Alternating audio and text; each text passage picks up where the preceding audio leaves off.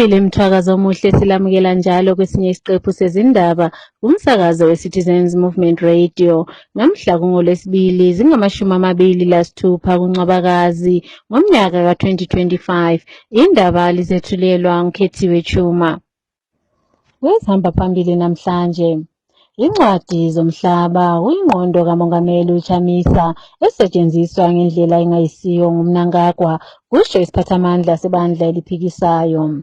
UMnangagwa waba ngokungekho emthethweni incwadi zomhlaba, kusho uMayere. Sekulokwethuka ngemva kokuba amalunga edale lephalamende ehlulekile ukuyalalelwa kwesicelo somthetho omusha weZIMSEC. Nanzi indaba zethu ngokugcweleyo.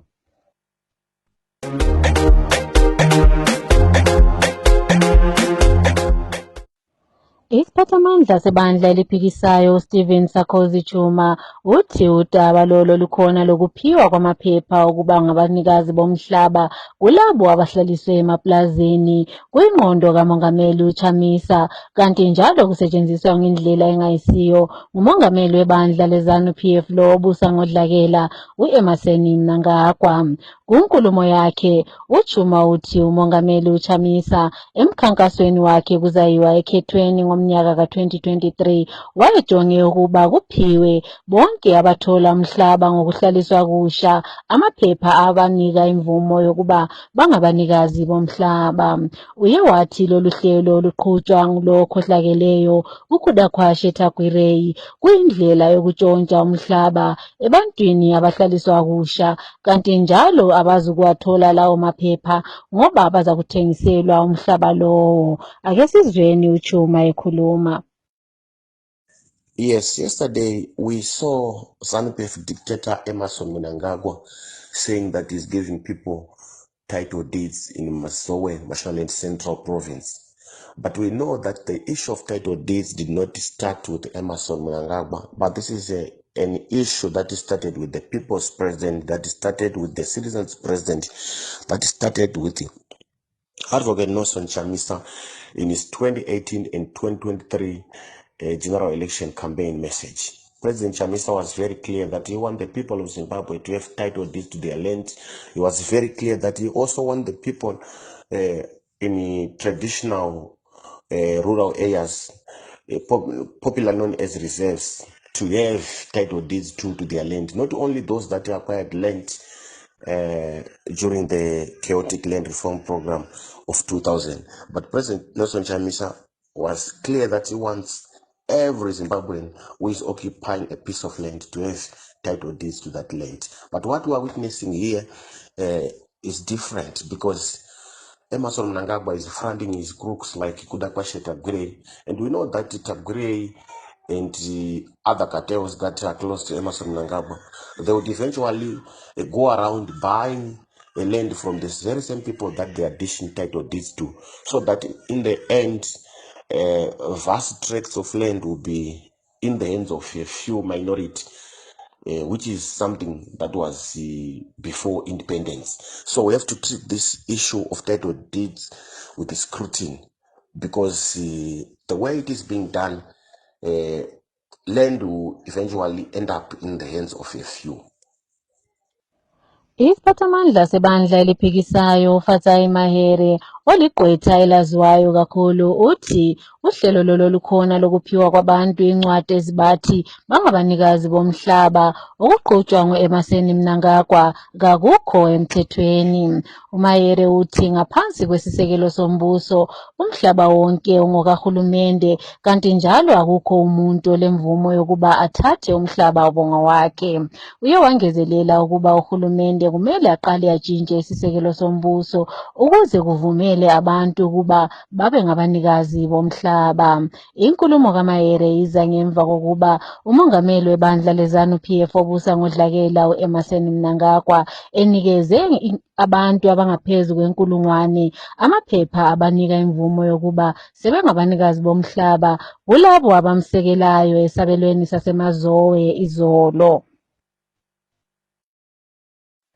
Ukulalelwa emphakathini kwesicelo sokutshintsha umthetho wezemfundo weZIMSEC obukhangelelwe ukuba uqhutshwe izolo e-Ambassador Hotel kwele Harare awusaqhubekanga njengoba amalunga edale lephalamende ehlulekile ukufinyelela ukuze kuqhutshwe lo msebenzi. Umsekeli kanobhala jikelele wenhlanganiso ye-Amalgamated Rural Teachers Union of Zimbabwe, uMnyaradzi Masiyiwa, ongomunye walabo kade belalela ukuqhutshwa kwalo msebenzi, uthi kuyadumaza ukuba idale lephalamende lihlose ukuba lifake imithetho lingezwanga izicelo zabantu emphakathini. Uye wathi lo umthetho kawuhambisani lesisekelo sombuso kusicaphuno sama-75. Ake sizweni uMasayiwa ekhuluma. It is quite disturbing a development in our education sector where we have some MPs who do not put value in issues of education, who do not put value in issues of public interest. So these MPs, after they announce dates and venues for the conduct of a public hearing for ZIMSEC amendment bill, they just decide to continue doing their own personal business and decide not to show up on these venues until a public hearing at Ambassador Hotel in Harare yesterday was postponed. And also, they are not doing enough awareness campaigns so that the public attends. And after announcing these dates, and a few progressive citizens attend, and they decide not to attend, this is shocking and disturbing. This simply shows that they are not ready to incorporate the public views. They are not ready to incorporate what stakeholders in education say, what parents, what teachers say in this bill. And this bill does not take into consideration the provisions of Section 75 of the Constitution. Section 75 talks about the provision of state-funded education, which is not a part of this amendment bill. We continue to call upon these MPs to indeed respect issues of education. We know that their kids are not part of public schools. Their kids do not attend public institutions where learners get to write examinations under ZIMSEC. Their learners, their kids attend private schools where Cambridge is the examination board there, and they are not worried about what is happening in the public education. That's why we call for all elected officials to take their learners, to take their kids to public schools where this examining board will be ZIMSEC, so that they put effort, so that what affects their kids and their families also affects the citizens of this country. Ibhanga elikhulu laseZimbabwe selimemezele ukuba kuza kuba khona imali enye njalo eza kuba khona emalangeni. Le imali izabe ilomehluko. Umphathintambo webhanga elikhulu uJohn Mushavanu uthi imali le ingenye indlela yokuphendukisa imali elizweni. Ephendula kunkulumo le, owayelilunga ledale lephalamende uJefferson Chitando uthi ukwenziwa kwemali yeZIG nxa kungela usekelo iza kuqhubeka igugudeka idliwa ngumflashini. Uye waxwayisa ukuba siza kubuyela njalo kuzinsuku zikaGideon Gono lapho kwakufakwa khona imali yama-bearers check engasebenzi. Ake sizweni uChitando ekhuluma. The Reserve Bank governor can do whatever to decorate, to make the money attractive. But if people do not have the trust, the confidence in the currency, we are going to walk the same lane which we did in 2008 under Gideon Gono. First, we need to make our farms produce. We need our industries to produce. So the first and most important enabler of the economy, it is electricity. we must have enough electricity so that our companies are going to work to the maximum. Then the other thing is we need our gold to be and other minerals to be traded on a correct manner, and we also need to stop corruption so that people have confidence in investing in this country. After that, that's when we expect the Reserve Governor to introduce a local currency. If we don't do the necessary economic fundamentals, we are going to work the same. We are going to print money. We are going to have thousands of worthless papers in our homes. Izakhamizi zesabelweni seBuera North kuWard 31 zithi abantu ababo baphoqelelwe ukuba bahambe umkhandlo ongangama-kilomitha ayisishiyagalombili ukuze bafumane isikolo esiseduze. Izakhamizi zithi abafundi okugoqela labo abancane abasezingeni lokuqala le-ECD baphoqelelwe ukuba bahambe umkhandlo ongama-kilomitha ayisishiyagalombili besiya eMkondomi kanye leMomboyarara yizo izikolo eziseduze. Ezinye zezakhamizi ezixoxisane lomsakazo we-Citizens Movement Radio zithi aziselalo ithemba kuhulumende webandla leZANU-PF ngemva kweminyaka engama-45 bethenjiswa izithembiso ezingafezekiyo. Omela eMkhoba South etalele ePhalamende umhlonitshwa uJohn Khuka kuviki ephelileyo uye wezwakalisa elakhe ilizwi lapho aphoqelele uhulumende ukuba abhadale izinkulungwane zezimali zenhlanganiso yeBIM lezi ezikweletwayo ezikolweni. Umhlonitshwa uKhuka uxwayise ukuba izikolo eziningi ziza kuvala nxa uhulumende esehluleka ukuba abhadale isikweleto seBIM njengoba kwenza izikolo zehluleke ukuqhuba inhlelo zesikolo. Ake sizweni umhlonitshwa uKhuka ekhuluma.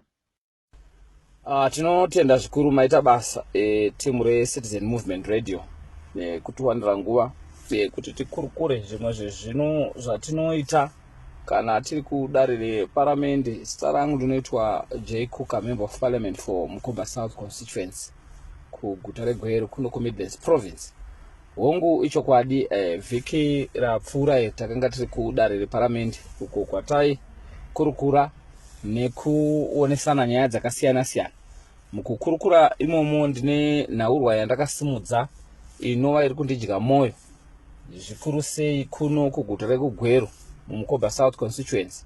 Izvo zvandiri kuona kuti zvimwe zvezvikoro zviri muconstituency mangu zviri kutatarika kuita mabasa echikoro. Chikonzero iri nyaya yekuti dzimwe dzemari dzinenge dzakatarisirwa kunzi dziuye kuchikoro dzisevenze dzinenge dzichibva kuBIM hadzisi kuuya nenguva, nekuti isusu tinotarisira kuti BIM iyi mukupera kwega kwetemu mari iyi inge ichibhadharwa. But kutaura kwatiri kuita iye zvino pane makore anokwana kuita 2 years to 3 years mari idzodzo dzisati dzauya. Saka taida kunzwa kuti hurumende ine urongwa hupi hwekuti mari idzodzo dzibhadharwe nekukasika kuitira kuti zvikoro zvikwanise kuita mabasa anofanira kuita zuva nezuva. Tiri kuona kutatarika kuita zvikoro kuti dzimwe dzenguva vanozopedzisira vakuuya kuma-MP emusha kuti vedwe tibetserewo chakati nechakati. Asi dei kuchinzi mari dzeBIM dzachiuya nenguva zvinhu zvaikwanisa kugadzika nenguva. Saka chichemo chatakaisa kudare reparamende kuti BIM ngadzibhadharwe nenguva nekuti zvikoro zvizhinji zvakutatarika. Kutatarika kwachona kuita senge chikoro chichatopedzisira chavhara. Ende yanguva kungoshingirira iya yekuti maheadmaster nevanotungamira chikoro vanenge varipo vakungosesekedza kuti toita sei nekuti mari dzatinadzo dzisina kuuya. Saka nhau yeBIM inhau inoda kuti tarisiswe zvakakoshesesa. Hurumende ngaibhadhare mari dzeBIM kuitira kuti zvikoro zviite mabasa azvo, kuitira kuti tiite ubudiriro munzvimbo dzakasiyana siyana muzvikoro. Muri kuona iye zvino kuti vana vedu vechidiki havari kuenda vachiwanda. Kuwanda kwavari kuita ikoko pavanoenda kuchikoro nemidhuri yatakavaka makare hazvichapindirana, hazvichaenderana. Saka zvikoro tinenge takatarisira kuti pakunenge kuchiwandawo vana vechikoro kureva kuti kuwandawo kwemidhuri inenge iri pachikoro kuitira kuti tidzivirire vana vedu vaya vanozopedzisira vakudzidzira panze vakusangana nezvirwere zvakasiyana siyana kuburikidza nekunaiwa nemvura kana kuti kusangana nezuva kana kuti nechando. Saka tiri kukurudzira kuti hurumende ngaibhadhare mari dzebhimu nekukasika kuitira kuti vanotungamira zvikoro varerukirwe mukutungamira. Aiwa, tinotenda. Namhlanje sikhumbula iqhawe selalalayo kumzabalazo wokufuna utshintsho uPatson Zamara, lo owabhubha ngemva kokuba etholakale ukuba ulemvukuzane yamathumbu. uZamara waziwa ngokuba waphakamisela owayengumbusi uRobert Mugabe iphepha ebusweni bakhe lapho kwakugujwa khona amaqhawe alalayo enkundleni ye-National Sports Stadium, lapho efuna ukwazi ukuba umfowabo iTai Zamara owathunjwa ngabomthetho ungaphi. Kuze kube namhlanje akwaziwa ukuba uItai waya kuphi kanti njalo lokuthi wathunjwa wasiwaphi ngomnyaka ka-2015. Usaziwayo emakhasini okuxhumana kanti njalo elwela amalungelo abantu, uThomas Chijanje uselandule ihungahunga leli elifuqwa libandla leZANU-PF abaziwa ngokuthi ngabavarakashi lapho besithi uselizweni laseMelika ukuze akhankasele ukuba kufakwe imigoqo elizweni leZimbabwe kanti njalo kuhloswe ukuba uza kuba ngumsekeli kamongameli uChamisa lapho kusungulwa umhlangano omusha. Ekhuluma lo msakazo we-Citizens Movement Radio, uChijanje uthi useMelika ukuze aqhubekele phambili ngemfundo yakhe, njalo uye wacela umphakathi ukuba ushaye indiva la amahungahunga ngoba iqanjwa amanga ngabavarakashi. Ake sizweni echasisa. I want to briefly respond to the false claims being circulated on social media, especially Facebook. My journey to the United States is purely for academic purposes. I'm pursuing a Master's of Science in Applied Data Science.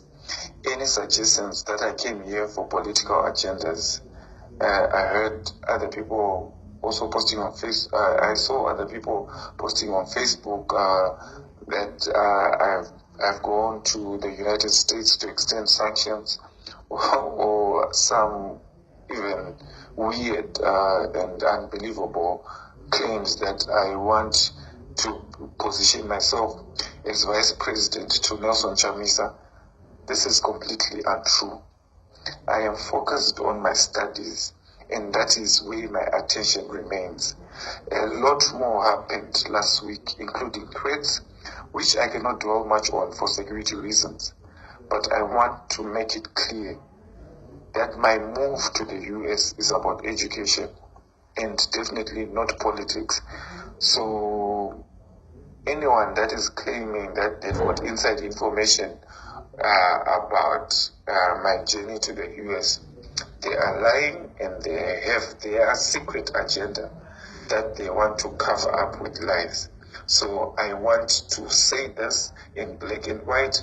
I'm only in the United States of America just for my education. Thank you so much. Owayengungqongqoshe ekhangela indaba zangaphandle kwelizwe uWalter Mzembi izolo uye wancishwa isibambiso enkantolo enkulu yaseHarare. Emncisha isibambiso izolo uMzembi, umahluleli uRegis Tembure uthe lo wayengungqongqoshe ulakho ukubaleka kanti njalo angaze abhekana lecala lakhe nxa esethe waphiwa isibambiso. Usomlomo webandla eliphikisayo Promise Mkhwananzi uthi ukuncishwa kukaMzembi isibambiso kungolinye lamacala okuhlukunyezwa nguhulumende kaMnangagwa. Umongameli waseBotswana uDuma Boko usememezele ukuba kube lesimo esiphuthumayo kugatsha lwezempilakahle kuleliyana lizwe. Lokhu kuza ngemva kokuba ilizwe leli libhekane lokuswela kwemithi kanye lemshina ebalulekileyo. Enkulumeni yakhe ayethule izolo, umongameli uBoko uthi uhulumende uza kukhipha imali engange-5 billion pula ukuze kube losizo oluphuthumayo, kanti njalo ibutho yilo eselifakwe umlando wokuba likhangele ukuhanjiswa kwemithi ezibhedlela ilizwe lonke jikelele. Ake sizwe enye ingxenye yenkulumo yakhe. By the powers vested in me by Section 17, subsection 1 of the Constitution of this Republic, I hereby declare a state of public health emergency, granting me the necessary powers to make decisions quickly to address the immediate medical needs of the nation. In addition to this declaration, I hereby set aside Clause 34, Subclause 3, A and B of the Retirement Fund Act 2022 to enable the establishment of the Health First Botswana Partnership, a 5 billion Pula fund to which the Botswana Development Corporation shall invest the initial sum of 100 million. To further the provision of an immediate solution to the crisis, the Ministry of Finance has approved a waiver to bypass current citizen empowerment schemes that have contributed to cost escalations, and for the use of emergency procurement methods as provided in the Public Procurement Act to address this predicament the country is faced with.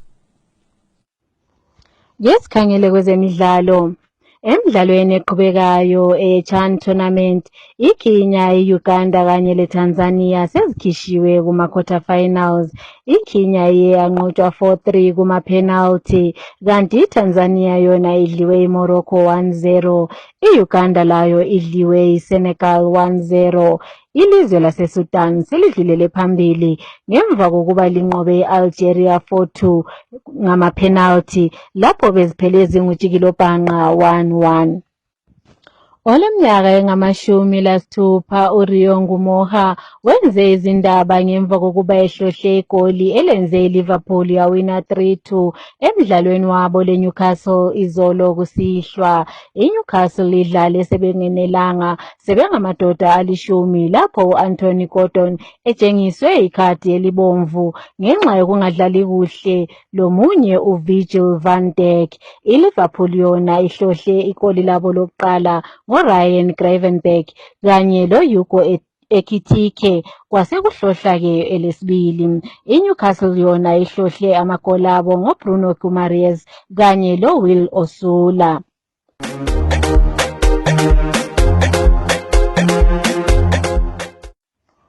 Ukuziphetha lezi ndaba kumsakazo weCitizens Movement Radio nanze bezihamba phambili.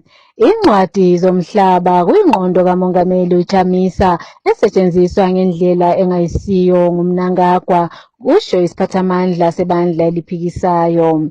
uMnangagwa waba amaphepha omhlaba ngokungekho emthethweni, kusho uMahere. Sekulokwethuka ngemva kokuba amalunga edale lephalamende ehlulekile ukulalela kwesicelo somphakathi kokutshintshwa komthetho weZIMSEC. Siziphetha lapha lezi ndaba.